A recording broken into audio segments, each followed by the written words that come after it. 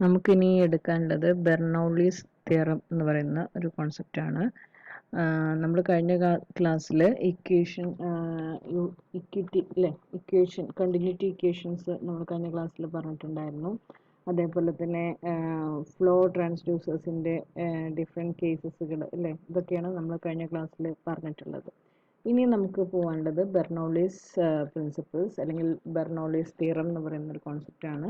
ഇത് ഇമ്പോർട്ടൻ്റ് ആണ്, മിക്കവാറും എല്ലാ ക്വസ്റ്റ്യൻ പേപ്പറിലും കണ്ടിട്ടുള്ളൊരു ക്വസ്റ്റ്യൻ ആണ് ബെർണൗളീസ് തിയറം അല്ലെങ്കിൽ ബെർണൗളീസ് പ്രിൻസിപ്പിൾ എന്ന് പറയുന്നത്. ഓക്കെ, അപ്പോൾ നമ്മൾ അത് പറയുന്നതിൻ്റെ മുന്നേ നമുക്ക് കുറച്ച് കാര്യങ്ങളും കൂടി പറയാനുണ്ട്. നമുക്കൊരു എനർജി ഒരു എനർജിക്ക് ഒരു ലിക്വിഡിന് ഒരു മൂവിങ് ലിക്വിഡിന് 3 ടൈപ്സ് ഓഫ് എനർജീസ് ഉണ്ടായിരിക്കും. A moving liquid can process the following types of energies. ഒന്ന് കൈനറ്റിക് എനർജി ഉണ്ടായിരിക്കും, potential energy and pressure energy. Kinetic energy എന്ന് പറഞ്ഞിട്ടുണ്ടെങ്കിൽ ഡ്യൂ ടു ഇറ്റ്സ് മോഷൻ, അതിൻ്റെ മൂവ്മെൻറ്റ്സ് കാരണം ഉണ്ടാവുന്ന ഒരു എനർജീനെയാണ് കൈനറ്റിക് എനർജി. ഇതൊക്കെ നമ്മൾ സ്കൂൾ ലെവലിൽ +2 10ാം ക്ലാസ് ആ ഒരു ലെവലിൽ നമ്മൾ പഠിച്ചു കഴിഞ്ഞ കാര്യങ്ങളാണ്.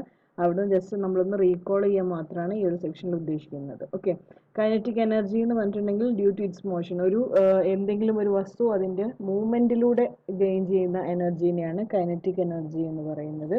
Then potential or gravitational energy due to its position with respect to chosen reference level. അതായത് അതിൻ്റെ ഒരു പൊസിഷനെ ബേസ് ചെയ്തിട്ട് പൊട്ടൻഷ്യൽ. ഇപ്പോൾ നമ്മൾ ഒരു വാട്ടർ ടാങ്കിൽ ഒരു വെള്ളം എടുത്തിട്ടുണ്ടെങ്കിൽ ആ വാട്ടർ ടാങ്കിൻ്റെ പൊസിഷനിലുള്ള വെള്ളത്തിന് ഒരു എനർജി ഉണ്ടായിരിക്കും, പൊട്ടൻഷ്യൽ എനർജി ഉണ്ടായിരിക്കും. അതേപോലെ ഡാമിൽ നമ്മൾ സ്റ്റോർ ചെയ്തിരിക്കുന്ന വെള്ളത്തിന് അതിൻ്റേതായിട്ടുള്ള ഒരു പൊട്ടൻഷ്യൽ എനർജി ഉണ്ടായിരിക്കും.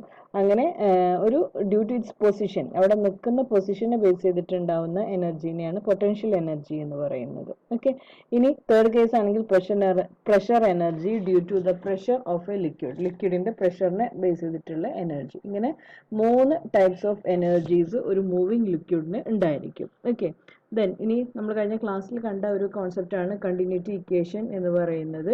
ദാറ്റ് ഈസ് ഈ continuity equation is conservation of മാസിനെ ഡിപ്പെൻഡ് ചെയ്തിട്ടാണ് കണ്ടിന്യൂറ്റി ഇക്വേഷൻ വന്നിട്ടുള്ളത് അല്ലേ. നമ്മൾ M1 ആൻഡ് M2 എന്നൊക്കെ പറഞ്ഞിട്ട് കഴിഞ്ഞ ക്ലാസ്സിൽ പറഞ്ഞിട്ടുണ്ടായിരുന്നു. That is called continuity equation. ഇനി അടുത്തതാണ് നമുക്ക് പഠിക്കാൻ പോകുന്നതാണ് ബെർണൗളീസ് പ്രിൻസിപ്പിൾ.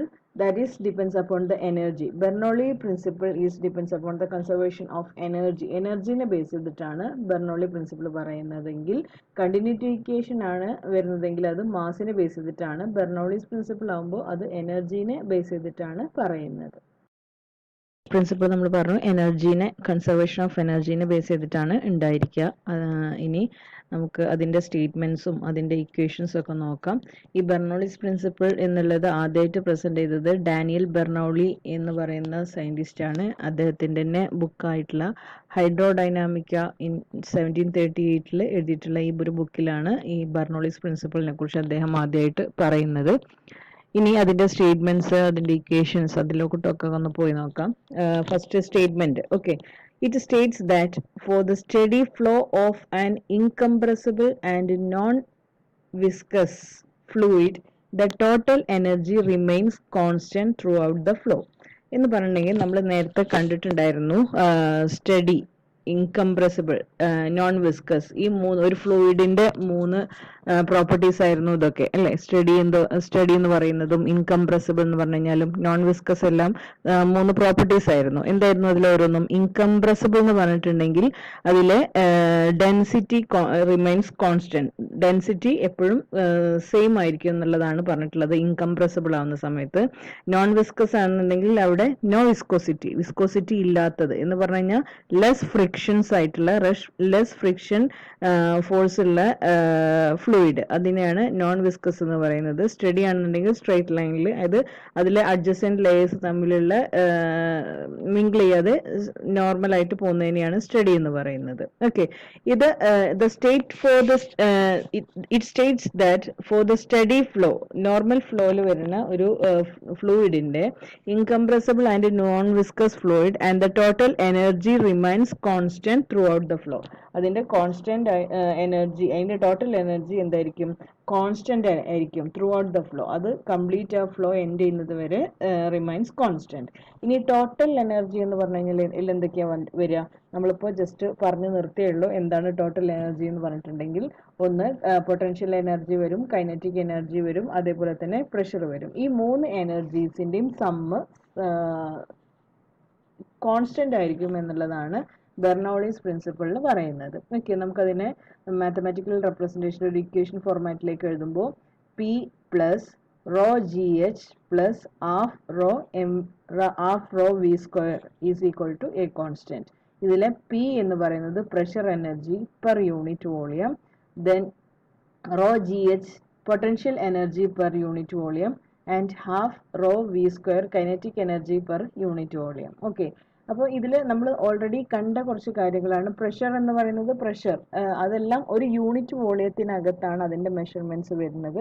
അതുകൊണ്ടാണ് പെർ യൂണിറ്റ് വോളിയം എന്നുള്ളത് എടുത്തു പറയുന്നത്. ഓക്കെ, ഇനി നമ്മൾ ഈ പൊട്ടൻഷ്യൽ എനർജീൻ്റെ ഇക്വേഷൻ നമ്മൾ സ്കൂളുകളിലൊക്കെ പഠിച്ചിട്ടുള്ളതാണ്. എന്തായിരുന്നു?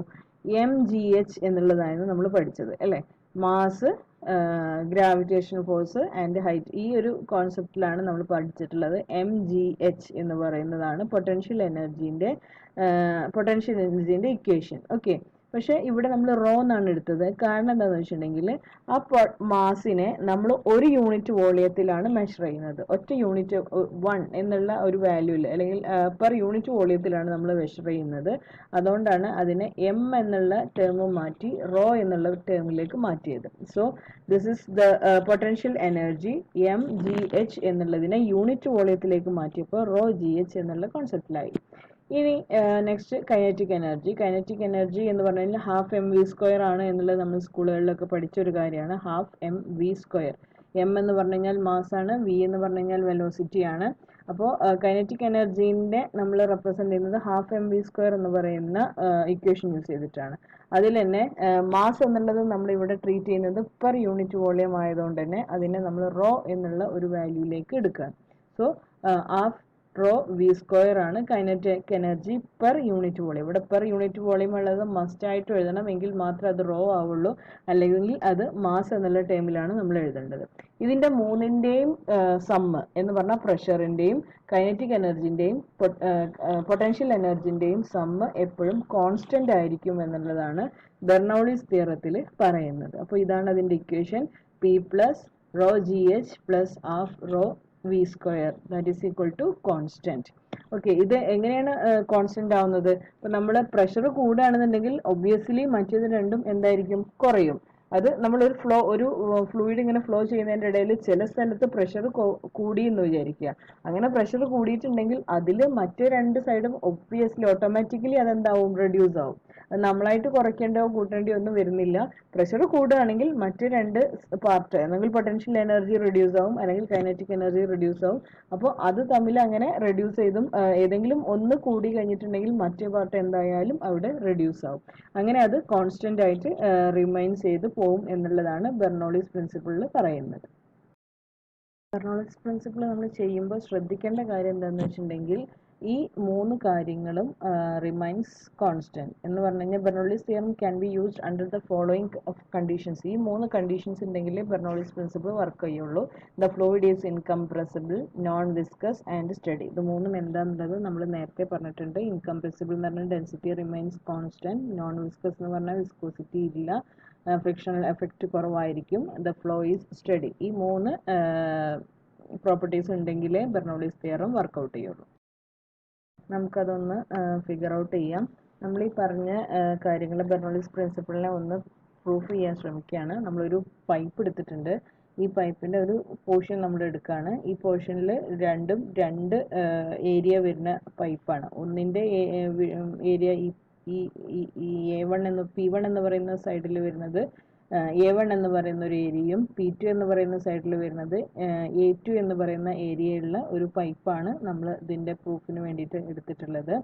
ഇവിടെ നോക്കുക, നമ്മൾ ഇതിന്റെ ഈ ഒരു ലെങ്ത്തിൽ ഉള്ളത് ഈ സെയിം ഏരിയാസ് വരുന്നത് ഈ ലെങ്ത്തിലാണ്.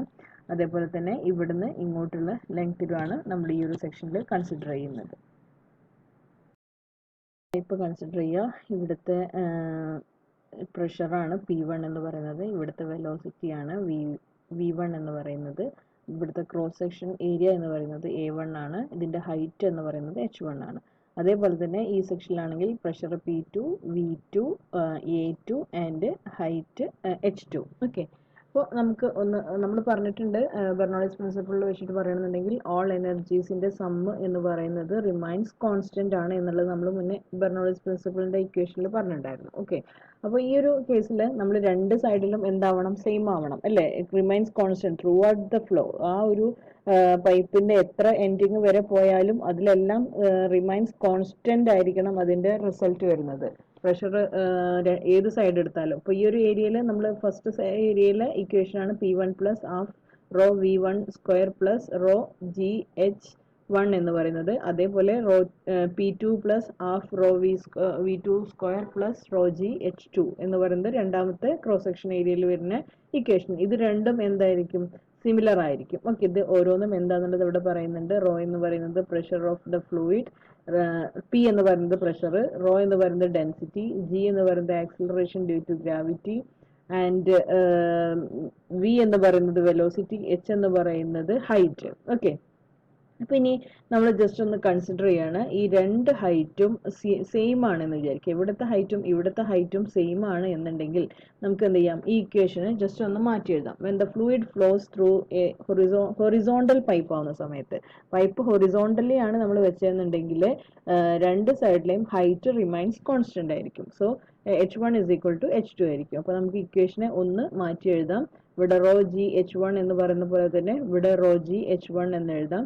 അപ്പോൾ നമുക്ക് ഈ രണ്ട് സൈഡിലെയും വെച്ചിട്ട് എന്ത് ചെയ്യാം, ഇക്വേഷനെ ഒന്ന് മാറ്റി എഴുതാൻ പറ്റും. എങ്ങനെ, P1 plus half rho V1 square plus equal to P2 plus half rho V2 square എന്നാക്കാം. കാരണം ഈ രണ്ട് സൈഡിലും ഇങ്ങനെ വരുന്നതുകൊണ്ട് നമുക്കതിനെ കളയാൻ പറ്റും. സോ ഇത് രണ്ടും കോൺസ്റ്റന്റ് ആണ് എന്ന് പറഞ്ഞുകൊണ്ട് തന്നെ P plus half rho V square എന്ന് നമുക്ക് ഫൈനലി എഴുതാം.